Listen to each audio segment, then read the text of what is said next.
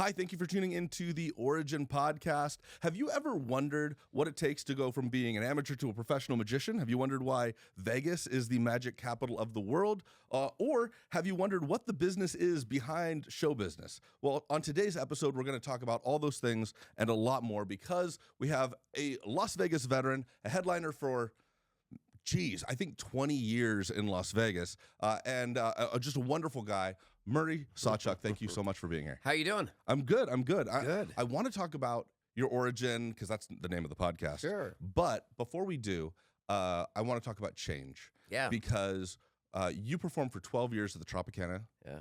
And the reason I got in touch with you recently was it was a viewing party for its implosion. Yeah. And you've seen the change that happens to this town. Sure. And so what is it like seeing this monument that was home for such a long time?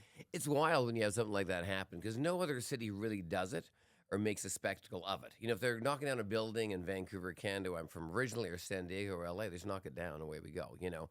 But Vegas is basically a thing to do, you know. And I think because a lot of our buildings aren't that old. I mean, 60 years sounds old, but when you go to Europe, that is nothing. So, and my first hotel when I came here was the Frontier Hotel. And I was actually in town, and I missed it. And that's where I met Adam Steck, who's a big producer in Vegas. And we both started our kind of show biz kind of Vegas things at the Frontier. He had Thunder, and I had my show. And somehow we didn't see the ad. We didn't see, I don't know. And I'm like, oh, my God, I really would like to have seen that. That's where we started. It's a big monument, and it's kind of cool to see them go down. So this time I thought, man, when this sucker goes down, I'm not going to miss it, you know? And because I spent 12 years there, you know, I did have a 3-year sabbatical where I went to Planet Hollywood, came back, but it's easier saying 12. But I started back in 2012 at the Trop with Laugh Factory. And it's a weird thing to see, like as I got older, my dad was still around. He'd drive me by the old places where he used to work. He worked for the railway. So I'd see the old railway stations up north and his old house he used to live in. They're still there. So it's kind of cool to have that. And it's interesting now, as of today, which has been about, 24 hours since the hotel's gone down, if I were to take a newborn or anybody who just came to Vegas or who knew nothing about Vegas and said, this is where I used to work, they'd go, what do you mean? What did it look like? Was it a little theater? I'm like, no, it was Tropicana. What do you mean it was a little theater? It's like, oh, I don't know what you're talking about. And all of a sudden, this is where the I don't know what you're talking about starts.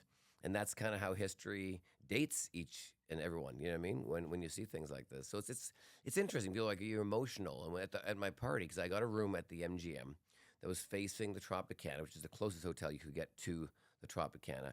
And it's funny, a lot of people, I'm not an emotional person in that way. I'll take a walk in 10 years, have a cry maybe because some reason my parents were there and they're not around one day or something like that. And it's one of those things, but a lot of people there were crying because it was a moment that they thought it really is the end of an era. And also, you'll never see that building again. Now, I'm also excited for change because the only reason I've stayed relevant in my life is change. That's the only way I've stayed current and popular and always working. I've always kind of looked for the next thing and the next item to try to work on, you know, and to be different. And I think Vegas, even though I love history, which most people know I do, I changed my tune about 6 months ago, and people started asking me about the Trop. It used to be like, oh, it's a shame. But if you lived in the Trop, the plumbing needed changing, the electricity. The hotel was really nicely painted, and it looked good from a distance, but man, it needed probably about $500 million worth of work to bring it back to competing with the Fontainebleau, the Bellagio, the Wynn, all these other hotels. And so when you're living it, we're seeing the 1959 hotel on TV, the Eddie Fishers, and the Osmonds, and Dean Martin when they all played there. That's what we remember, not like 2 weeks ago when it was literally falling apart. So that's, I think, what people get stuck on, not what it is at the time it goes down. Like when they drop the Sands and the Landmark and all these other hotels. So for me, I like it because the only reason Vegas is still Vegas is because we keep changing. And that's why Reno is Reno, because Reno hasn't changed, you know. And I love Reno. I played Reno. I love Reno. But all those beautiful hotels used to have in Reno in the 70s and 80s are all now condos and apartments. And it's a big university town. And it's for hiking and fishing and camping and, you know, education and all that. It's a beautiful city. But, you know, that's how you stay relevant. You made this beautiful analogy of it's got some really nice paint on it. Right? Yes, exactly. And I think in a lot of ways that is Vegas, is a beautiful piece of paint. Yeah. A friend of mine gave the analogy that when it rains other places, it cleans the grime away, and when it rains here, it just polishes the grime and makes it look sparkly. Sure. Now, what kind of change have you had to go through within this, not just this particular transition, but like you've been in this city a long time. I have, performing the actually. same thing. Yeah. You've done the reps. Yeah. Right. Yeah. But part of the reps is actually managing the fact that the external is always in flux. Always. So Always. how do you manage that? Change is painful. Yeah, it is. I think the sooner you can brace change, the sooner you can get on getting on. You know what I mean? Like, I don't care whether it's a death in the family, a loss of a job, lose your dog, your cat, or your bird, or whatever it might be. The sooner you can get back to zero and figure it out, the better you are and the more positive you'll be. And then you can keep on living. Because at the end of the day, no one gives a crap about you except your parents, your wife, husband, brother, sister, whoever you're with. Yeah, there's a small circle. But over it all, whether you're rich or poor, what you do for your life, no one really cares except you. That's the most important thing. And I think if you're happy, then you make other people happy. And you'll have great connections, great experiences, and a great life. And the sooner you can sort yourself out quickly, whether it be going to counselors or talking to friends or taking a walk and smoking a cigar or whatever the heck you do, then you can continue. And the sooner you can do that, the sooner you have a great life.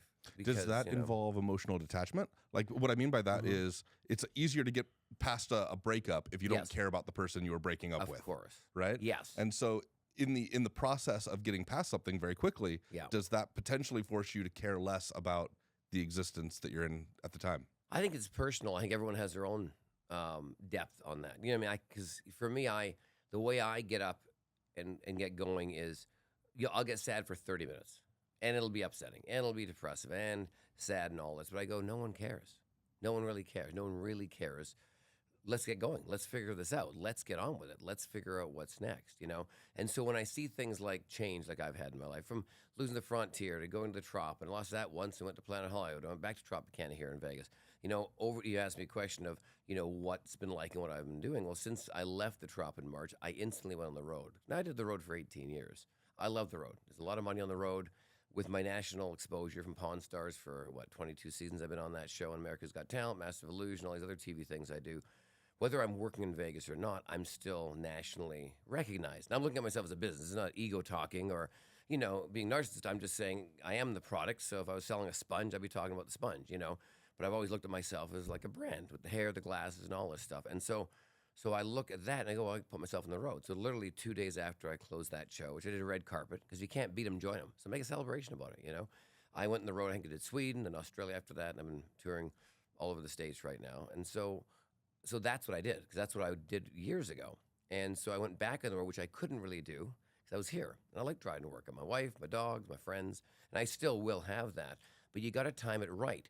You can't go back to work just to go back to work. You have to go back to work because you really want to be there, you love where you're at, and that you're going to be happy there. You can't just go right back to it to go, oh, I'm back on track again. Well, that's not always the case. It's kind of like when you date somebody, right?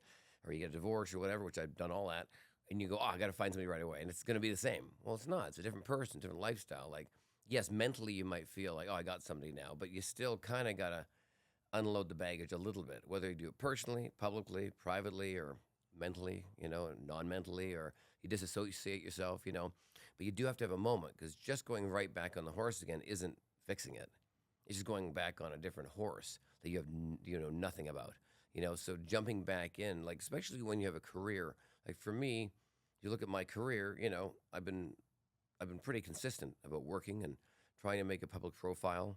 And sometimes it's okay to take, you know, I always say it's okay to take, you know, 2 steps back, as long as you go 3 steps forward later, which means you go 1 step forward, right? Because sometimes you got to reassess and go, okay. So with working in Vegas and touring right now, I finished a comedy special, my second one, which we shot at the South Point. So my main focus is selling that, which we have people doing that right now. It's already in the can, it's already edited. It's a really cool body of work. I like it. The people who have it, I've shared with a few companies, they all seem to love it. And I'm not the Matt Rife right now, and I'm not, you know, Eric Schultz right now and all that. Those are 1 in a million at times. But when you're still working, you still have a great body of work, whether you're on top of the world, in the middle, or the bottom. So that's what we're pushing right now. I've got a couple of TV shows in the works right now. And I'm also writing a new prank show right now, along with my YouTube stuff and all that. But the key to success, in my opinion, is that never, ever have your income from one source. I've never just had one job. People always go, oh, my God, you're so lucky. I'm like, well, I know about that. I get up in the morning and I do 7 different things for 7 different things I have incomes from rental properties to my landscaping company, to being a magician, to being Murray, to my YouTube and to my social media side of things and all that. So if you want to be successful, very few wealthy people have one source of income because you're never going to make that money off one source continuously for 60 years. It's going to take a dip. You're going to lose a year. You may lose a lot. That you may take you 5 years to come back. That's okay if you have 4 or 5 companies or sources of income, because this one you're trying to get back on its feet again. It's got crutches. These 2 are running like crazy, and that's how you really stay successful. And don't be scared to work. I always tell people, dream big, dream large, but get off your ass and work. Don't sleep till noon. Get up at 9 or get up at 7 or whatever. You don't need to get up early to become successful. It helps because you have more hours in the day to stay focused. And the best thing you can ever do is shake somebody's hand. Not this fist bump, not this wave, not this like-on thing. Shake somebody's hand. Look at them in the face and say, pleased to meet you. If they get invited to a party, go there and be a gentleman or be a classy woman, whatever the case it is, and meet people. This thing has gone out of style the last 10 years because of social media. Interacting. When you can walk into a room, which I've done and you've done, we're similar ages, I'm a bit older than you, but when you walk into a room and I can say, hey, Tyce, pleased to meet you. How's it going? You look great, by the way. And I saw that thing about a week ago you did. Holy smokes. I had this interaction and there was no hiding behind a camera, a keyboard, a phone, and I really meant that. I looked at your eyes and I shook your hand, and that makes a big difference. I had a new friend of mine who's a young comedian, he's 19. He says, you work at the pawn shop? I said, well, yeah, I'm on the Pawn Stars show. He said, well, I work at another pawn shop as a pawn broker because I got to make money while I'm trying to make this comedian career. I said, well, good for you. I said, but I'd really like to be at the Gold and Silver because it's pretty cool. I said, well, I know everybody there. If you already worked at the pawn shop, I can get you a job there. Maybe not today, but I know the people, and it's your job to get the interview. That'd be amazing. So I text my guys there and say, hey, can you hook this guy up? Get an interview. He's working at other pawn shops. He'd be great. He's young. He's super nice. So set it up. This is within last week. They go in, they met, and he got the job. Now he's going to be working at the Gold and Silver Pawn Shop. I talked to the guy who hired him, who's the main guy there, and he called me and said, hey, Murr, thanks for giving me that contact. It's amazing. I said, he's young, he's excited, he's smart.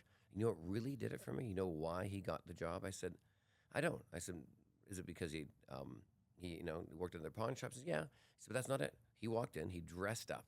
He wore a suit, a collared shirt. He looked like he wanted the job. That's half the battle. And then when he saw me, he shook my hand. He didn't fist bump me, didn't pat me on the back, he shook my hand. I knew he wanted the job. I want to hire someone that wants to be here, because that's the hardest thing, is to have employees that want to be there. If you want a job, be there, want to be there. And that's the only reason I've ever worked all my life. I'm not that good. I'm not that talented. I'm not that good looking. I'm not that skillful. I just didn't give up. That's the key. I didn't naturally have a gift like Bruno Mars at 4 years old singing Elvis in Hawaii. I'm not Elon Musk, who just has these. He's just a smart man. Love him or hate him, he's brilliant. You know what I mean? At what he's creating, whether you love it or hate it. I just can't think like that. You know what I mean? I'm just a regular dude that wanted to be on TV, wanted to do magic, wanted to have a life that I didn't have to always wash dishes or deliver papers or flip burgers, which I did all those jobs before I was a magician. I did 19 jobs before I was the age of 16. But I just didn't give up. And if you don't give up and you hang in there long enough, you will get breaks. And you just need to be prepared and ready for that. If you're not, then you'll miss that opportunity. You may never get it again. That's the only reason I'm successful, is I was always prepared and ready when I got the opportunity. And hopefully somebody dropped out, like a Penn and Teller or David Copperfield, and I was the one that got the news break. Or I was the one that got in the reality show, because Penn and Teller or David Copperfield, David Blaine didn't want to be on that show. And I just happened to be that B-level magician. I just got in there and I got lucky. And I was like, great. And then by doing that, you slowly become hopefully an A-level personality at little bits here and there, because somebody couldn't make the gig, or somebody couldn't, because it doesn't happen overnight like that, so. There's a lot to unpack there. Yeah. There's a lot to unpack there. There's a lot of good pieces of wisdom. You mentioned your brandable hair, your brandable glasses. You actually have a very brandable voice. Mm-hmm. You're always wearing suits, and most of the time those suits are kind of wacky, which I like.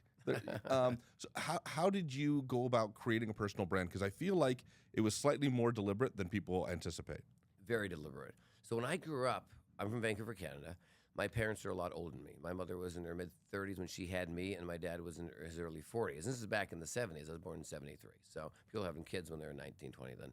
So we watched Lawrence Welk, we watched Liberace, we watched Phyllis Diller, Lucille Ball. And this is when they were first on TV, not the reruns. Now they have a Nick at Night. And I love the fact that they look like stars. I didn't know who they were. They were stars on TV. And back then, if you were on TV, you were a star. There was no internet, no nothing. If you were a star, you got newspaper and you got television. That's how you were a star. And there was only 13 channels on TV, unless later in the years you had this big satellite dish that was the size of this table. And those were the rich people in town because they could get a few more channels from Mars and Jupiter. So when I saw these acts, I thought that's really cool. So when I started in magic, I would watch music award shows and stuff. And I remember once I saw Phyllis Diller host a few things, and I thought that's cool with the hair and the cute little outfit. She had the cigarette, which she never smoked. I thought that's a great look. She was on Scooby Doo. She was on the Scooby Doo show, and she's mimicable. People who make fun of her. Like when people make fun of you, or they love you or praise you, that's a win. Whether you're Cher, Tina Turner, all these people I grew up watching, Howard Stern. And then I saw Liberace with a piano and all his capes and flying in the air. I'm like, that looks ridiculous, but I talked about it.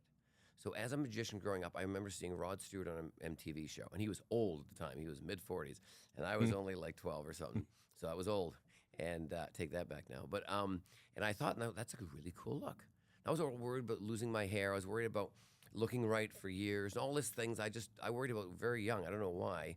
I thought, man, there's no magician that has their hair really weird, like Fido Dido or Max Headroom or Rod Stewart. And I thought, that would work.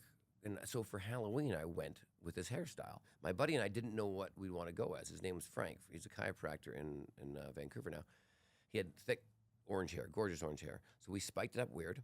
We wore black suits, and we bought that orange and green hairspray you buy at Halloween. So I sprayed half my hair orange, half green, and then on the back we put an upside-down white triangle. And it was his idea. So we'd walk around the Halloween party, and people go, "What are you guys?" I'm like, "Guess." And like, "What do you mean guess?" I'm like, "Guess." Well, the guess symbol for clothing was an upside-down triangle. It was his idea, and I thought, that's great. We didn't know what to go as, and I wasn't a big fan of dressing up. But a lot of the girls and some of the guys were like, "Man, you look really cute like that, with your hair up, because your face has this look. I mean, that's a cool look." I said, well, that's not bad. And I remember seeing Rod Stewart having the weird hair. I did this for Halloween because you can get away with that, because you can get away with anything at Halloween. And then I went camping after graduation in Canada, and I had a pickup truck, my little red truck I still have. We all camped, some girls and guys from graduation. We sat around the campfire. And I just got out of my sleeping bag, and I'm around the fire making coffee at like 8 in the morning, and some of the girls come out of their tents. My hair was everywhere, and one said, "You look really cute like that." That was a big compliment, because I was shy, didn't know how to ever meet a girl. I'm like, if I look cute at 8 in the morning like this, I look cute at 8 at night on stage. And that's kind of how the whole brand started. And then later on, because when I was on stage, I never wore glasses. I didn't need them. And I wanted to look, so I saw Mask, the movie Mask with Jim Carrey, and he had a yellow zoot suit. Thought it was amazing. And I knew yellow wouldn't look good with me in my hair, so I thought, what about a blue one? And I worked in Japan at the time when that movie came out, so I came back home. I had found a tailor, and I got them to make a blue suit just like Jim Carrey's. I actually cut out the ad from the magazine of the movie. I said, I want a suit just like that. So that's where the blue suit came. And then I started doing an act with CDs and compact discs with manipulation with coins and cards, because I want to be different in the magic world as well as look different. And no one was doing CDs at the time, compact disc magic, and it was very trendy at the time. And so that made me different. And so I stole the name, which I asked for permission from my mentor, Mr. Electric, Marvin Roy, had a saying, in all the world there's only one Mr. Electric. And I said, well, can I steal it? And go, in all the world there's only one guy with the CDs, which is compact discs. Of course you can, And then I went by the one guy with the hair, the hair and the CDs and all this other stuff. And then the last thing was the glasses. And a buddy of mine said, you look like Andy Warhol. And I said, he's dead. He's been gone for a lot, but he's super famous, super cool. And you look cool when you walk in a room. Even people don't know you. So why don't you wear glasses? You wear your glasses off stage. You need them now. And I said, and you're so much more approachable with glasses on, because you have this structure and this kind of, and I said, I think that's your look. And I said, I love it. I said, and you want to be a comedian, it's much more funnier than without your glasses. You have such a stern, And I said, let's do it. And that's how the whole brand came over a 10-year period between 19 and like 20, I guess 28, something like that. So Mr. Electric was, you kind of mentored underneath him. Yeah. And what did you learn from him and Carol? Everything. Besides what I learned from my mom and dad, I had great parents.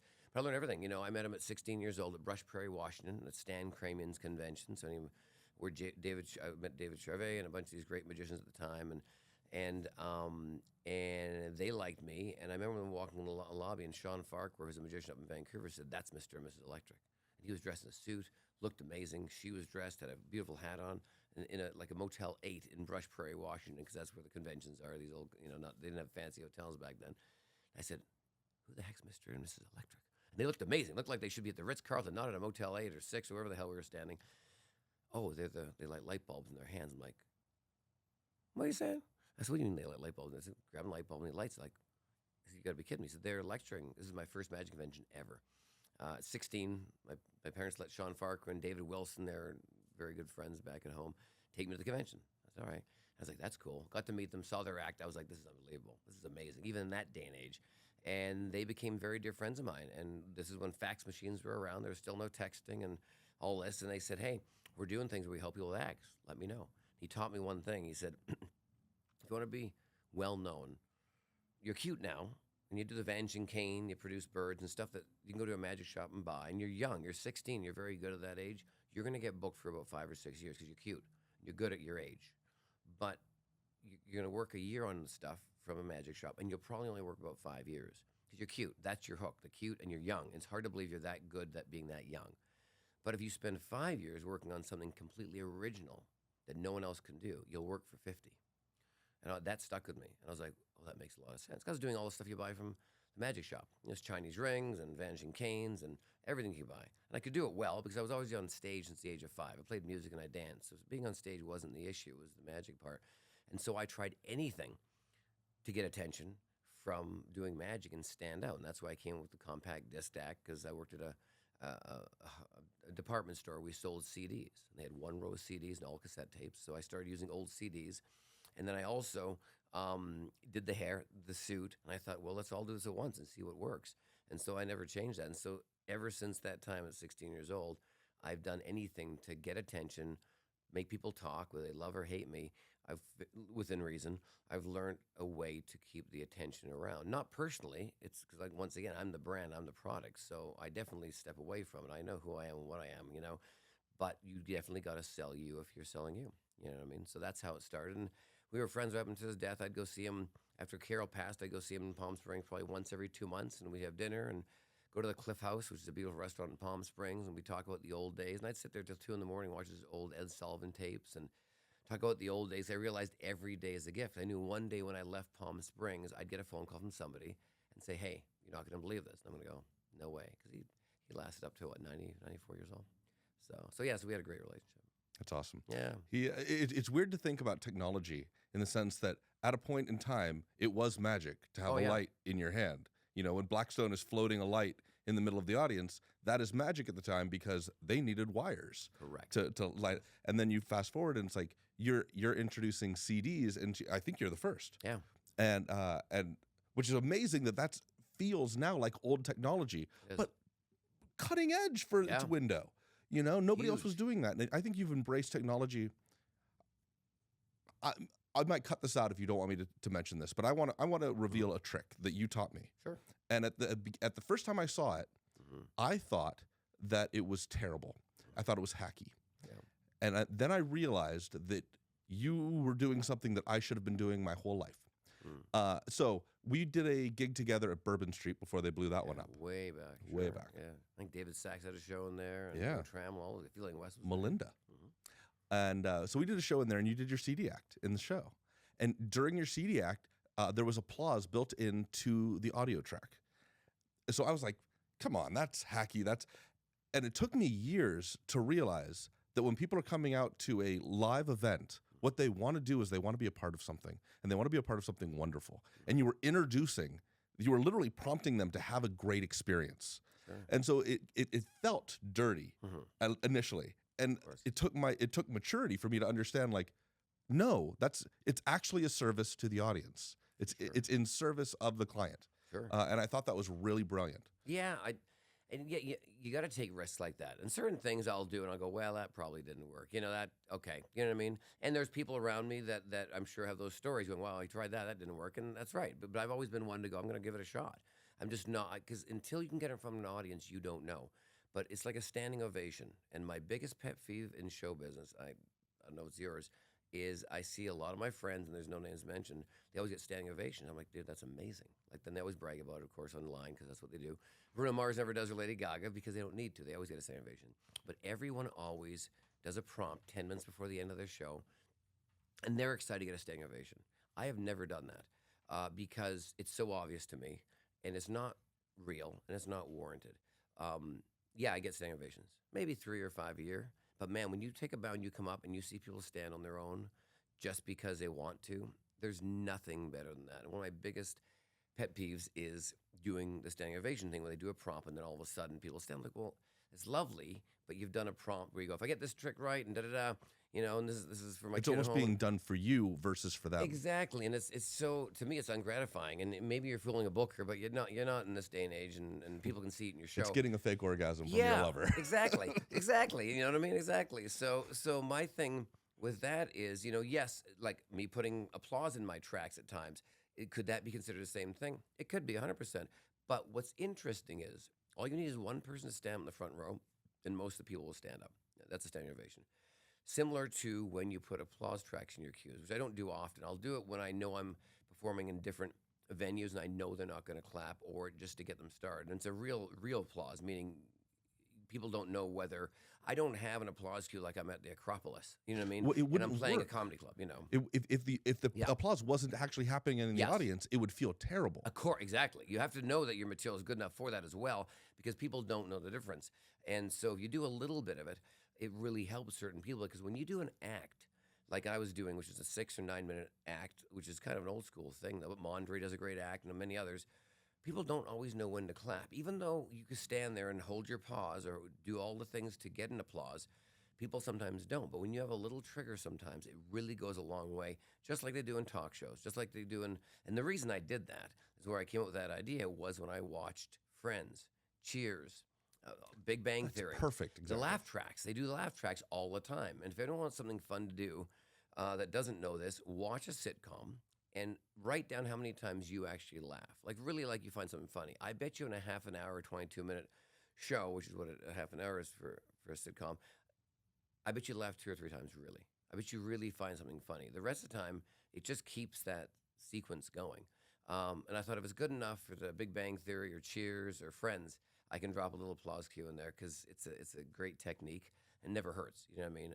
And yeah, and I don't rarely I'll do it now, but sometimes when I'm doing a TV show or something like that where I don't know what they're going to add in or take off, I'll drop that in some of my tracks. It's a fascinating piece of illusion in a show that people have no idea is an illusion in a show. Yes. And I see it throughout all of Vegas. And the problem is what you brought up. It's like if they know it's a trick, Yes, it's awful. of course. Like so, if You're you're backstage, giving, you know the workings. You hear the track before an audience is in yeah. there. Of course. or if the applause if you're begging the audience for an applause, it's Yes. so disingenuous, it's fake, it feels gross. Yes. But there's people that we both know that will have their assistants stand up toward the front of the audience and literally stand to create. And as long as the audience doesn't know That's right. what's happening, it's actually a wonderful thing. You're giving them an experience, and they're going to remember how they feel. Totally.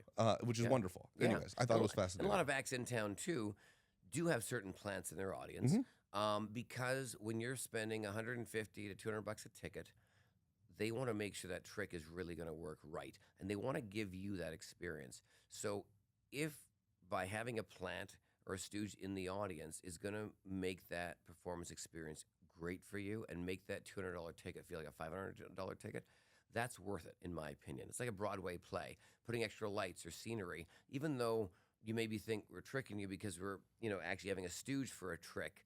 Well, sometimes, most times you don't need the stooge, but it just makes that trick work 100% all the time. And you get all the laugh lines built in now. everything's going to be built in, and it's going to be a beautiful thing. Like Siegfried and Roy way back in the day, they had this great bit where they had a little old lady come on stage, and they're doing this moving knot trick, Pavel's walking knot or whatever it was, and they had this huge tiger get lowered down behind the lady on a black platform, a 450-pound tiger, and no one saw it. And she'd be right behind her, and she'd be moving the knot, and Siegfried would be there making jokes. And when she turned around, they'd lift the tiger about 6 feet higher above her, and she'd look behind and nothing there, and they'd bring it back down. And she was a plant, but no one knew that. And even people who did, it was still such a beautiful piece of theater. Who cares? Because the trick still works. And her moving the knot and that had nothing to do with her being a plant. It was the fact that, first of all, you can't put a person that close to an animal uninsured. And it was cute having the old lady always. And she always had the right joke. And it was I think it was one of the best pieces in their show of all the other stuff they did. And it didn't really take away, even if you knew she was a plant, didn't take away from the performance. So Yeah, I agree. yeah, When I saw, back, I grew up watching David Copperfield yeah, specials, and you learn, well, every single person that's brought on stage during these specials are very trained. If you're wondering why all the girls are beautiful, they come up on stage. There's a reason. of course. But it's also a service. Like, and it's weird to think that there's so much magic happening all around us that is often disguised as advertising or marketing or whatnot. Yeah. And it's only the magician that says, actually, I'm fooling you, but it's happening everywhere. That's right. Yeah, and if people walk out, my tagline for years since I started magic, I always have coffee mugs made and and keychains and stuff. But coffee mugs are my main things. I love coffee everywhere I go. Hence me sitting here with a coffee. But it's like a security blanket for me. Some people have worry beads or play with their keys or whatever. It's like I always come with the coffee. It's that thing, I guess. And on my coffee mugs, and I've lived by this rule, especially literally this year too. Don't fool them, entertain them. And I've lived by that all my life. More so this year with my online stuff and that. But I've used that theory all along because I've seen some great magicians. I mean, there's plenty of magicians that are 10 times better than I am, but they're boring. I mean, they can do double lifts and put cards here and there and put all sorts of things everywhere, but you're not entertaining. Like I said, I love Britney Spears. I love Madonna. I love all these great, but Madonna's not the best singer. Britney Spears is not the best singer. I mean, she's actually a better dancer than singer. I mean, at least she was. She's changed over the years, obviously, her online stuff. But when she was a phenomenal dancer. They got the package. They got the whole package, and that's what really makes a great entertainer. It's not about if you can just hit the highest note or you can do this. It's about taking these people for 90 minutes out of their world of drama, relationships, money problems, life, because everyone has them, whether you want to believe it or not, and going to a land of fantasy for an hour and a half, and then sending them back home. But they took the whole family away for an hour and a half. And however you do that in an entertaining way, if they walk out happy, you won. You won. You were once asked who's the greatest magician alive, and your answer was Steven Spielberg. Yeah. And so we've been talking about like technology, whether that technology is an effect or whether that is overt or covert technology. Sure. Steven Spielberg is doing magic using technology that we can't really utilize on stage. Correct. And I'm curious, do you think that the fact that we can make a dinosaur real on screen, is that the end of live performance? I don't think so. Because here's my thing. We can download every band in the world right now, right? Rolling Stones and whoever you want, right? To country artists to whatever, and we still have a great performance, right? In our cars, in our gym, when we're working out with our headphones on. But there is something that you can never, ever replace is live entertainment in the sense of this moment right here. So I can be on a Zoom deal and do this. I've done this a lot. But it's a different interview. And you know this because you do it all the time, but it's a different interview when I'm sitting across from you. I see you, I see your reactions, you see my reactions. It's like 70% worse over video, and Oh, yeah. I don't know why. Because there's no personal interaction. It's like there's an energy in the room because Yes. I was like, it's got to be body language. Well, no, you can see the other. It's not that. There's No. something else going on. Well, yeah, you got other stuff in your life. There's a cat at your feet, the dog's bark, and the mailman dropped off another Amazon thing. Whatever the heck it is in your home, this you can't beat. And people don't realize the only reason I've been successful in my life is as soon as I know somebody likes me for a TV show, I want to meet them. Just get me in that office so you can meet me. Because either you're going to like this or you're not. I'm not fooling you. So when I watch this, because online or on screen, I can make myself look better or worse. Even on Zooms now, you can filter it so you look like you're 12 again or whatever. And so it's one of those things where this is what I'm grown up from. Nothing's changed in the world. And if you really meet people in person, you know who they are, and you usually get the job because if they like you and you're good at meeting people and you're not bullshitting, you're being really honest and transparent, you'll get things, and I think that's a big thing. And so going back to the live entertainment question, there's still things that people say they even know how a trick's done. And they do a black art trick. You put black on black, you flip it over, it appears, it doesn't appear, whatever the case is. Cool, you learned something, right? But I still want to go spend my $80 or $125 to see that in real life. Go and watch Shin Lim do his thing, or Pip the Magic Dragon, or Matt Franco. Really fool me because I know they're not using CGI. I know they're not using video cameras. I can't believe that this can really happen. There's also stakes. Something could go wrong, and you could be there for it. Exactly, and that's pretty exciting. There's that risk factor. You know what I mean? That's the same reason I think when you go to see, Rolling Stones. I went with my wife last year because they're not getting any younger, and we saw him at Allegiant Stadium. I bought the cheap seats way up there by St. Peter and the Holy Gates, and I'm way up there, nosebleeds, and I'm watching them, and because I wanted to say I saw them. I miss seeing Prince, at the Rio, and he was there all the time, and he passed away too young. I didn't want to have that moment, and it was fun to be there. Now, did the music sound as good as my Spotify? Not even close. It's an arena. It's echoing, but to see Mick Jagger and have that experience with all these other people. And I saw parents bringing their kids with the big headphones, their ears didn't get blown out because they wanted their kid to have that experience with Rolling Stones. Even though you could listen to them, and they haven't had a new hit for a while, I think a couple decades, but you want to experience it. And the only way to experience something is literally doing what you and I are doing right now. You and I are experiencing this hour together, not on screen, because on screen we do this all day. I'm on this thing all the time, like everyone.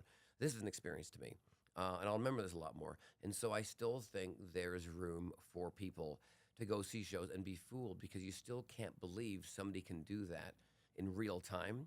And also, it's not just about fooling people. And this is, I know a lot of magicians will probably go against this. It's about being entertaining. Like there's a lot of entertainers that you'll watch and you'll go, they were good, but I could just watch them when I'm at home because they don't have that. You know what I mean? Like you'll watch Sade, sits there in one light on a stool, great voice, sounds great, but that's all you're getting. You know what I mean? And then you can watch Brad Paisley, a country star, or Garth Brooks, and he's swinging from ropes and running across the stage, and that's it. Or you can watch Alan Jackson. I listen to all that country, that's why I'm suggesting that. But Alan Jackson, big guitar, big hat, stands on stage, one plot, one mic, plays all the songs. You came to listen to songs? There's going to be no booty shaking, no twerking, not many lighting changes. What might not even change his hat, but that's his kind of performance. He's phenomenal. But also, I like to have a little more entertainment. You go to watch a Pink concert, you're getting a carnival, a circus, an education entertainment. She learned from the best. And she's doing some things now people don't know. She's literally flying across an arena with a 4-point harness, which not many people do, even want to do. It's well singing. And whether she's tracked or not, I know she's actually singing. Whether there's even backing tracks to save her, you can hear her breathing. You can hear her. I've heard she can literally fly up to almost any seat in the house. It's unbelievable. So you can get like terrible seats, yes. and she's having this intimate moment with yes. you. And the great thing is you can buy those nosebleeds like I do in the back, and all of a sudden at the end of the concert, she is literally like Tinkerbell, 10 feet in front of you. And I'm such a fan of hers, and she worked hard to get there. She worked clubs and theaters and arenas now fine. And she really is an artist. She's a savant, you know what I mean? And so I think you always got to keep being innovative and also realize what will make my audience more entertained. When I was growing up on cruise ships, I was 20, 21 on a cruise ship out of Cape Canaveral, had a great comedian, Jerome Kelly, awesome black comedian, phenomenal guy. And he's funny as anything. And I did a few jokes in my show. Did magic. And I did 3 jokes, stock jokes, whatever the heck it was, right? But they were natural, and I made a few one-liners. And after the show, we're sitting in the lobby or the cafe, because these were ships when they had 700 passengers. And we'd sit there and go, man, you should do comedy. You're really funny. I said, oh, I'm a magician. I don't do comedy. I said, no. I said, you're really funny, though. Like, you're really, like, you know how to tell a joke, and then when there's something happens, you have it, I said, yeah, but I'm a magician. Don't do comedy. He's like, why don't you just be an entertainer? And that hit. I mean, when I was in I said, who cares if you do magic? It's a big light bulb moment. Yeah, huge. These are moments I'm mentioning that I've never changed in my career, and that's why I'm where I'm at and who I am now. I'm like, that's right, let's be entertaining. The goal is to entertain, not just fool people, not just be amazing. You can be amazing and boring as hell. And I've seen that many times from all sorts of acts. And that hit me, and I went, you're right. Nothing's wrong with being funny and magical and fooling people and nice and whatever it is. And that was a moment where I'm going to be an entertainer now. I'm not going to be just a magician. I'm going to be a personality and be an entertainer. That's what I really want to be. I don't want to just be a magician or just a singer or just an actor or just a host. I want to be an entertainer. So on the point of personality, you have to design this stage persona. How much has that stage persona changed who your real persona is? Or has it at all? A little more, I think. I think I am a lot funnier off stage as well. When I see a joke and I can be funny, because I know I can be funny because I do it every day on stage. So if somebody says something funny, we're at a meeting, or even a board meeting, like a serious meeting where I'm pitching a TV show and I don't know these execs, I'll just say a joke because I know I can be funny because I've been doing it for 30 years on stage now. You know what I mean? Now, don't forget, I drove, when I had my show at the Frontier in 2002, on those open mic nights in LA, I would drive and do Laugh Factory open mics. I'd do Comedy Store open mics, the potlucks I used to do and all that. Well, I had a show here and a billboard because I wasn't funny. I need to learn to be funny. And I'd go there and do 3 minutes of stand-up, no magic. So I didn't want Would you do like the standard bombing? Oh, yeah, just- man. No, I'd have 10 jokes I'd write, 9 would tank. I Wow. mean, we're talking about tank-a-rooski, and then 1 would be great. And that one would be great. Let me tell you, that would be the biggest high or dopamine. I'm like, that joke now I can use for the next 10 years. So I'd bring it home, put it in my show here at the Frontier where I was working, and I had one more 15-second joke that was funny. And then I'd rewrite these ones or go back the next week, and maybe 7 would bomb and 3 would hit. So I came back and put those in. So that's how, it's like playing the Price is Right game. You have those 5 appliances and 5 prices. You run down, hit a buzzer, and you get 3 right, 2 wrong. Well, the biggest mistake is to change all 5. You change 1 at a time now because you know you have over 50% correct. So you just hit a buzzer, change 1 price at a time. And if it goes down, you switch them back. But people don't think like that in their careers. And that's how I've always done my career. When I've gotten something right, I go, okay, that's good. The messed up hair works because people are making fun of me and they're combing their hair like me. Don't change that. Maybe I should wear pink suits or yellow. No, yellow, I look like crap on TV. I saw myself last week. Never do that again. Shouldn't wear orange. Not good either. But blue works, green works.